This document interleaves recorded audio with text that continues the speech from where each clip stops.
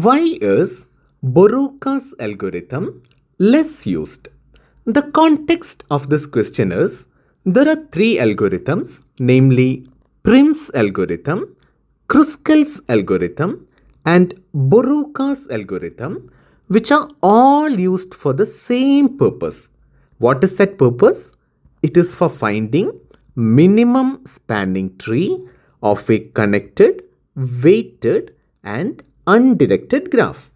Then the question is, why is it that even though all of them serve the same purpose, generally you see less usage of Boruvka's algorithm and more usage of Prim's algorithm and Kruskal's algorithm? Why is it the case that even though all of these are greedy algorithms, all of them serve the same purpose, still you see less usage of Boruvka's algorithm? This is what we are going to discuss in this lecture. The first reason why Boruvka's algorithm is used less is its performance in practice.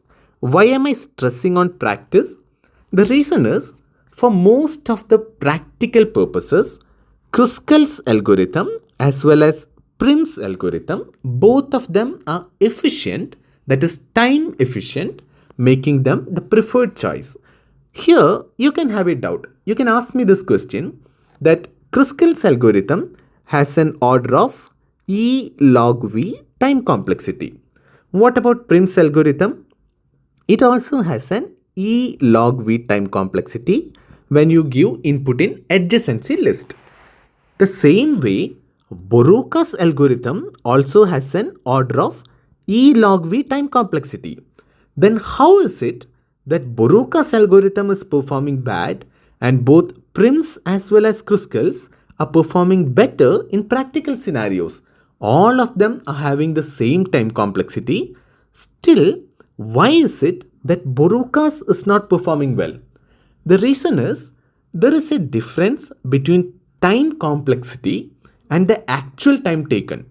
Time complexity just tells you that this is the order of time that will be taken.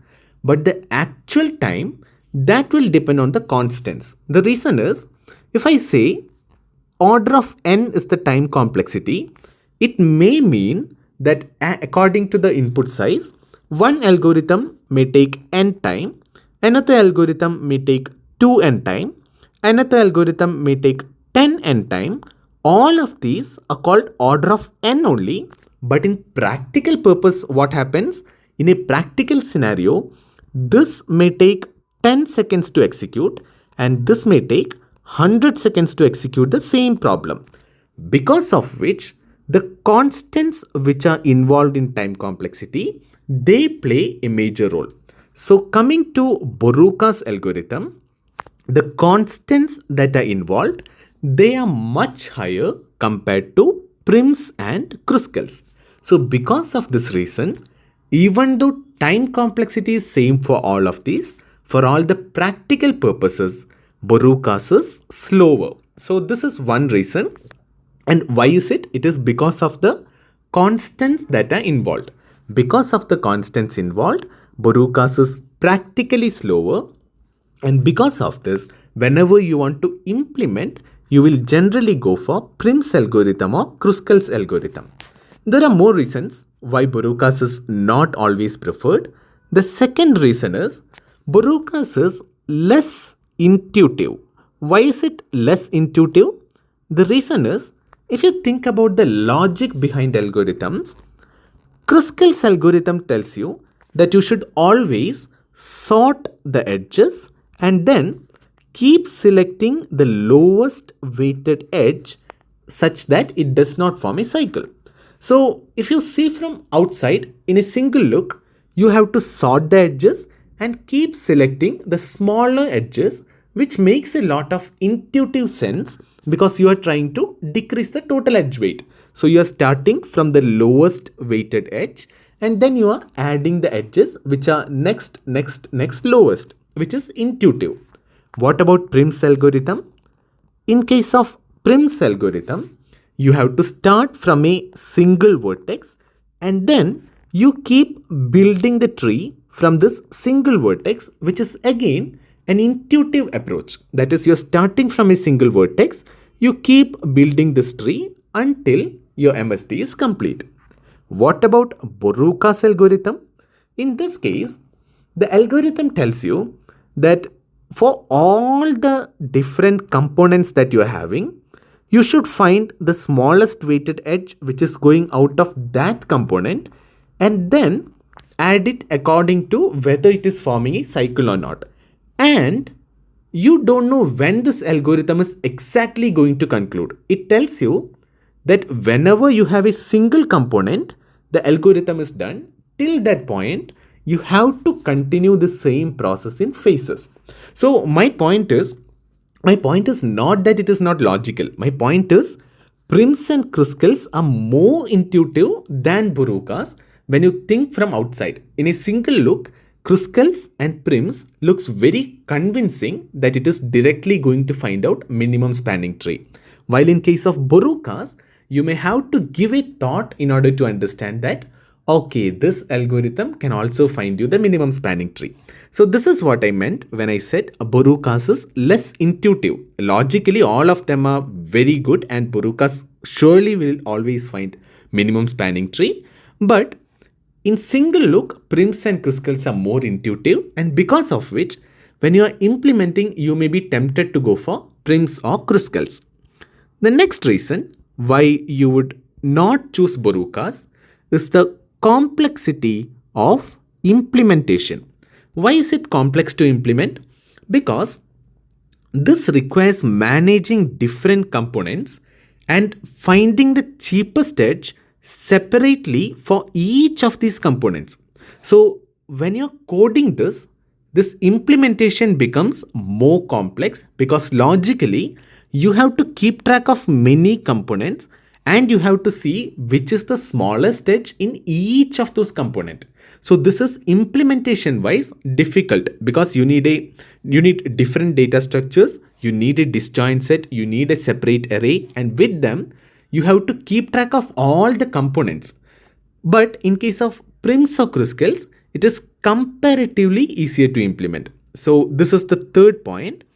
And one final point, the fourth point, is fewer real world applications. This is one important point because whenever you want to use an algorithm, you always use in real world applications. But coming to Boruvkas, real world applications are lesser. The reason I say real world applications are lesser is that let us say you have a very dense graph. Okay, your graph is very dense, and with this dense graph, you want to find out minimum spanning tree. In this case, you would generally prefer Prim's algorithm because for a dense graph, it would efficiently grow the MST using a priority queue. You can use a priority queue, that is a min heap, and start from a single vertex and keep building the MST quite easily. So in a real world scenario, whenever you see a dense graph, you would generally go for Prim's algorithm. And what if you have a sparse graph?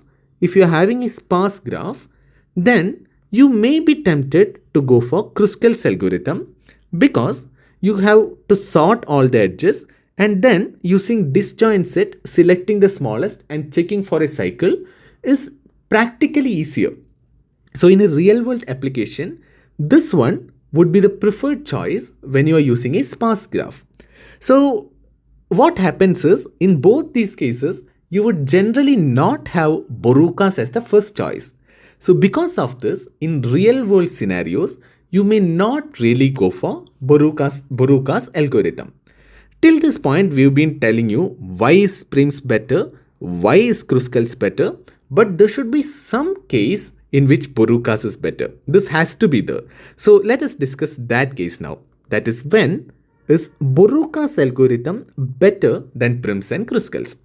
The point where Boruvka's becomes better is when you want to do parallel processing. Whenever you want to do parallel processing, Boruvka's algorithm is the better choice. Not just the better choice, it is the only choice if you're having only Prim's, Kruskal's and Boruvka's. The reason is, in Prim's algorithm, you can move to the second step only after completing the first step. Let us say you have one vertex. You can't directly move to the third vertex. You have to add the second vertex.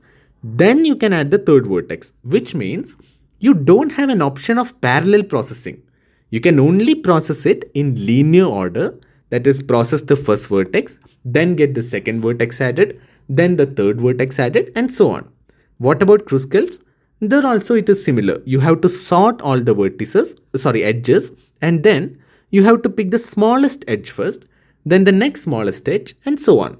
So parallel processing is not an option coming to Prim's or Kruskal's algorithm.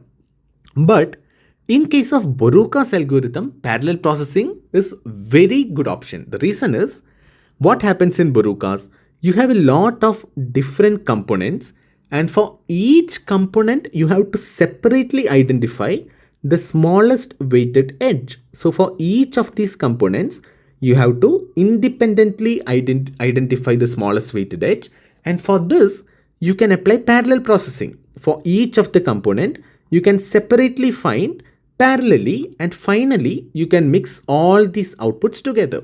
So in case you have a parallel processing machine, then Boruvka's algorithm becomes a good choice.